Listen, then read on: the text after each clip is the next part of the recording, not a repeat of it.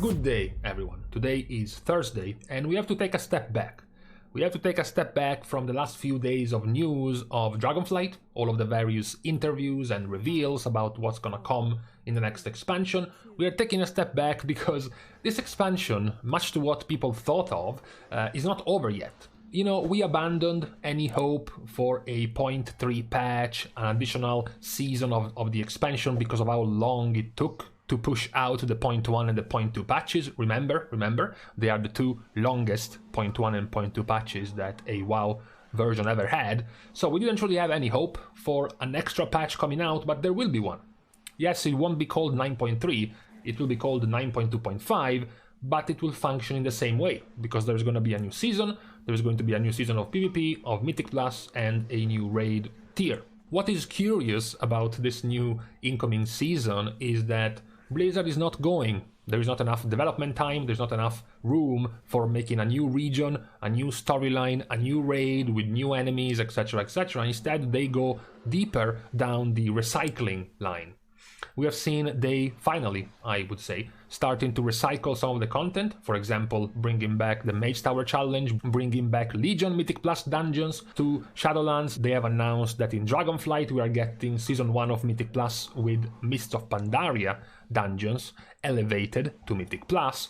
And now we also know that in 9.2.5 we are getting the current Shadowlands raids, so Castle Natria, Sanctum of Domination, and Sepulchre of the first ones, as all three current raids at the same time. So, given that we have gotten some more news in the PTR, some more changes to the mechanics of this new season, it's worth going over this one again, because it's a quite interesting thing. After all, it's the first time we are getting something like this in a season, in a tier of WoW. The first thing worth pointing out is that these three different raids won't be active at the same time. So it's not that every reset you're gonna have to go through all three different raids at the same time, or you won't know which way to progress first or whatever. These three raids are going to cycle. So 1 week, one raid will be up, the next week the other raid will be up, and the third week the last raid will be up, and then you will go again rotating. So that's the first thing. You won't have an overabundance of bosses to go through every week.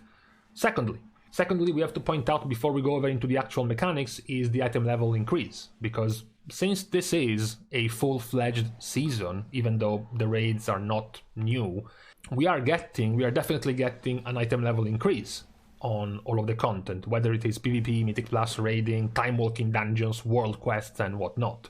So for now, as per the PTR, in the dungeons, the item level of normal dungeons will scale all the way up to 236 item level, Heroic will go to 249, Mythic, base Mythic dungeon difficulty will be to 262, and then Mythic Plus will start at 262 as the first rank of the upgrade, and then all the way up to the 12th and max rank upgrade of the Mythic Plus item is 298 item level. Time walking will have the dungeons set at 236 and the raid time walking up at 278 item level, and then we have the gaps for the raid. The three different fated raids will have a shared item level, so it's not that because Castle Natria was the first raid it will have lower item level than Sepulchre of the first ones, which is the last raid. They will all three have the exact same item level, and they will all have the exact same item level increase in their last bosses. So Stone Legion and Denatrius for Castle Natria, Kel'Thuzad and Sylvanas for Sanctum, and then Raigalon Lords of Dread and the Jailer will have the 7 item level increase. So LFR will be 265 to 272, Normal will be 278 to 285, Heroic will be 291 to 298, and finally Mythic Raiding will be 304 to 311 item level rewards. And we finish with PvP. The Honor gear of PvP will start at 229 and will cap at 268 item level, while the Conquest item level for PvP gear will start at 275 item level and cap at 301 item level. So these are the item level increases in the next tier so far, at the very least. Once again, worth reminding, the raid item level will be the exact same across all three raids because they will be considered at the same level, at the same progress level, all three of them. We also do know, talking about 9.2.5, the new achievements tied to the raid, which will be even more plentiful given that you have to go through 3 different raids. So the achievement, the fates of the Shadowlands raids for normal, heroic and mythic versions will obviously require you to complete the 3 raids in normal to get the normal achievement, and then heroic and mythic to get the 2 following achievements. So completing this in normal, so we are on the very easy side for now. Completing this in normal will give you Jiggleworth Senior, will give you the Plague Cat mount. Completing this in heroic will give you the title. In heroic you will get the Hero of Fate title. So we are ramping up the quality of the reward, and then for last, the massive disappointment of clearing this in mythic and getting the 3 teleports to the entrance of Castle Natria, Sanctum, and Sepulchre. I am quite disappointed at these rewards. There is no way the teleports to the raids towards the end of an expansion are anywhere near worth a unique mount or a unique title. So I think they could have done something a little bit cooler for the mythic raid version, but you know, whatever. I hope there is still something left for mythic rewards. But what we are here for today is the actual change that went in the PTR, which is the change to the mechanics themselves. Because the mechanic is going to be Fated Power, is what is going to be active in the raid. This is not something that you can, you know, opt out of. It's not like a cute little extra thing that Blizzard is doing in the next patch. This will be the way for you to progress through the raids. There's not going to be any other way for you. It's just like, as people made the correlation, it's just like the seasonal affix in Mythic Plus. As long as you enter Mythic Plus, you have to deal with Encrypted this season, and as long as you enter in the raid, next season you will have to deal with the Fated Power system. Now, the effects have been changed a little bit throughout the PTR. They are quite interesting in the way they work. Now, we don't actually know the full numbers, so we're not too sure, but you have effects like the Fated Power Reconfiguration Emitter, which is a mob spawning that constantly casts, and it's immune until you interrupt it.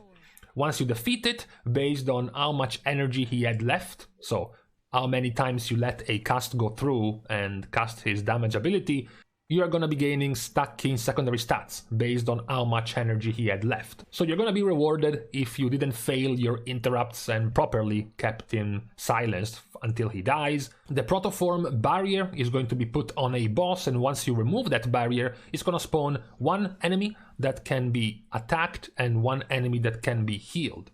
Once you get rid of both of these enemies, you're going to be gaining 25% more damage, healing, and absorb healing for 40 seconds, which is massive. Then you have 2 more cool effects like the Fated Power Creation Spark.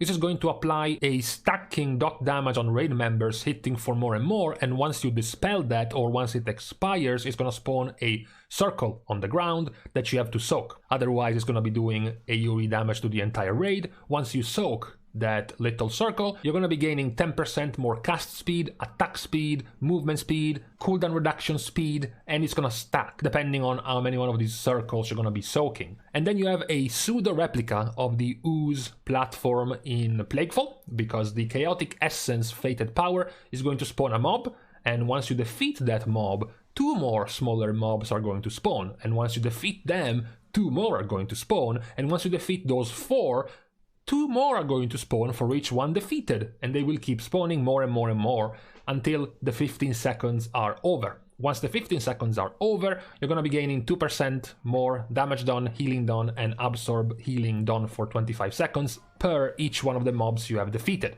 So I am happy that Blizzard took the advice of this expansion of giving you a buff when you deal with a mechanic.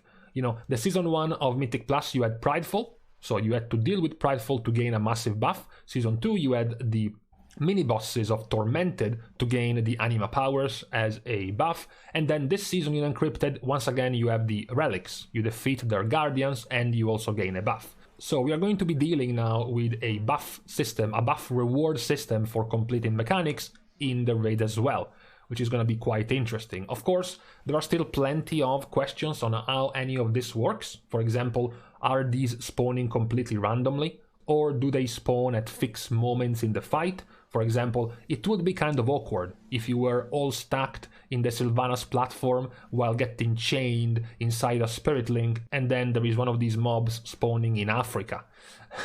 that would be awkward, and similar other situations where spawning an extra mob would be quite chaotic. That's not known yet, how exactly this is going to work, but I am sure, given the overall quality of Blizzard designs when it comes to raiding, that they're gonna find a way to make this satisfying and rewarding to defeat and not literally just a drag, literally just an annoyance to deal with because it spawns at very frustrating moments. So for now, I will have faith in this system in the raid.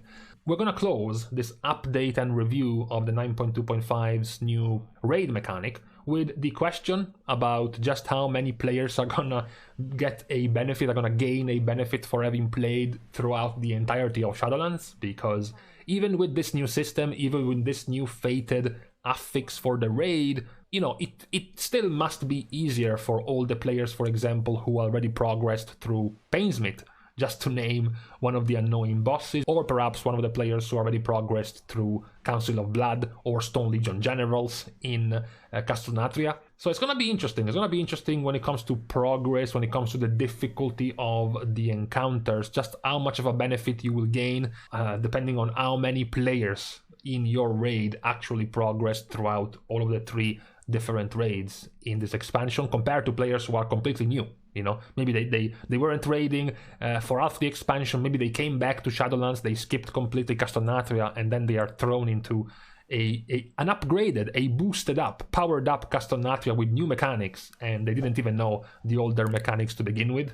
So perhaps that might be a little bit of a disadvantage for those players. But hey, I don't care. It's not me. I know all of those fights anyways. I'm gonna leave you with this question. I'm gonna leave you behind with this thought, with this food for thought about the difficulty of next season's raids. But for now, we can stop here on Thursday. It's also quite late already. I have to go and do other things for tonight. So thank you guys for watching the video and for helping to grow the channel. You can continue to do so, and even more successfully, by liking and commenting down below on this video, as well as, of course, subscribing to the channel. But as I already pointed out, the subscription button has been unlocked by my servants to all of the players who have progressed through Castronatria, Sanctum, and now Sepulchre, and know already all 3 of the raid's boss fights. So thank you guys again, see you guys soon, and in the meantime, yeah, I just can't get over that mythic raiding reward. Really? The next expansion will be out in 4 months, and you give us teleports to the raid in Shadowlands, which we will leave forever?